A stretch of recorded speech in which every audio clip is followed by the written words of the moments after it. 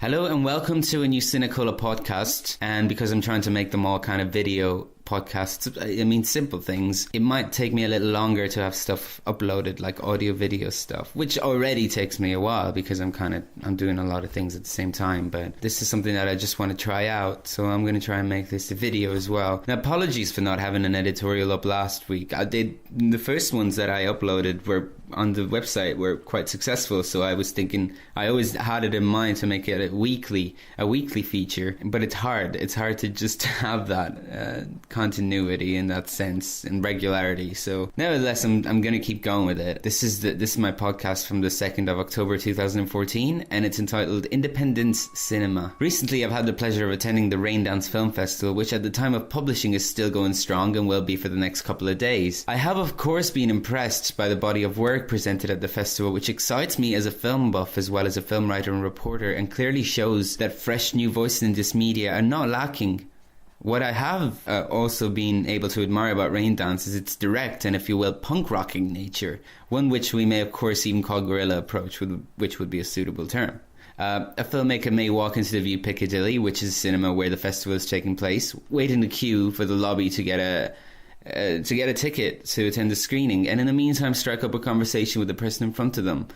All this might casually lead to a new collaboration on a feature project that may get screened at a feature edition of Raindance. What is interesting to see is that Raindance still carries that guerrilla spirit and remembers all the homemade ways in which artists let themselves be known to the world, even when there was no distribution or exhibitor that would give them half a chance. I'm talking about people like Christopher Nolan and films like The Blair Witch Project and What's Eating Gilbert Grape, all films that picked up publicity and gained momentum that was triggered by Raindance, and that went on to become huge hits but really had no proper backing before it was shown at Raindance. So thank goodness for people like Elliot Grove, the man who organised all this and a key figure in British independent cinema, despite being Canadian, which he said when I met him half jokingly was used by detractors of the event as a reason not to publicise it when it first started off. I must admit that knowing a little bit about the history of independent cinema, I get chills down my spine when I watch the trailer of the festival that plays right before the film. It's shot in the style of videos, and the synth music that accompanies it is also reminiscent of the time when, around 22 years ago, Raindance had its first edition. So what was happening in 1992 in cinema that so heavily triggered independent filmmaking? It was indeed the popular use of analogic equipment, camcorders and VHS distribution. It was the death of cinematic snobbery for filmmakers wanting to make a name for themselves, but also unable to gather enough funds to get the film printed, promoted, and all that jazz.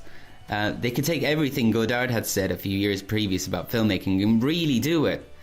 As a side note, one has to wonder whether Godard's preachings becoming mainstream contributed to his reason for wanting to call it quits on his inspiring indoctrinations and lose interest in cinema altogether.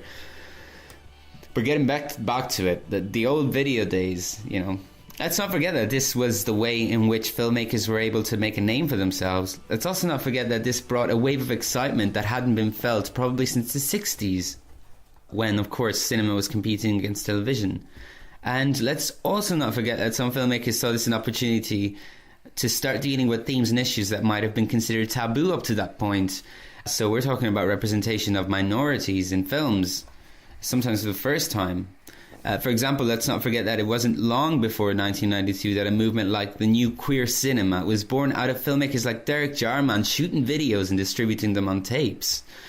So what can we learn about the way cineasts behaved during these days of videos? It was of course the way in which they exploited the new medium to achieve credibility, but that is easier said than done. Today, YouTube could truly be the powerful platform for filmmakers to make a name for themselves, yet just look at how many of the most popular videos on YouTube have anything to do with cinema at all, or films, apart from the comedic references to Blockbuster, with Star Wars and Titanic somehow being constantly among the top specimen in this particularly small category of videos.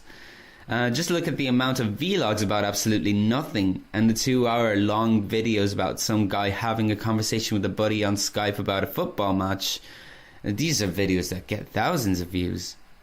Unfortunately, we must also look at the fact that even festival directors, especially ones of the younger breed, my generation, would be much more interested in discussing issues of any manga comic than whether it was F.W. Murnau or Fritz Lang that influenced genre films the most.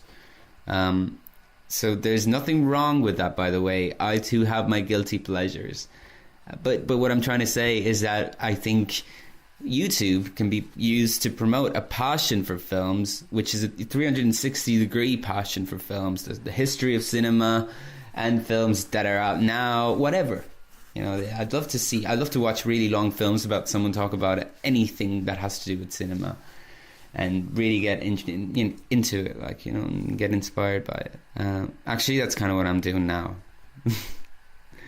On the other hand, yesterday I talked to a few young filmmakers that attended a panel about pitching, and some people that apparently been selected to pitch in front of the audience and be judged, kind of like the X Factors, and criticised.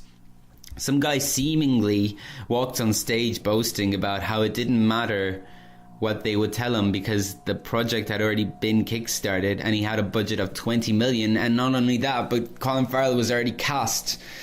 So it may not be generating as much interest in money as it once did, but people's cinema is still sheer madness sometimes.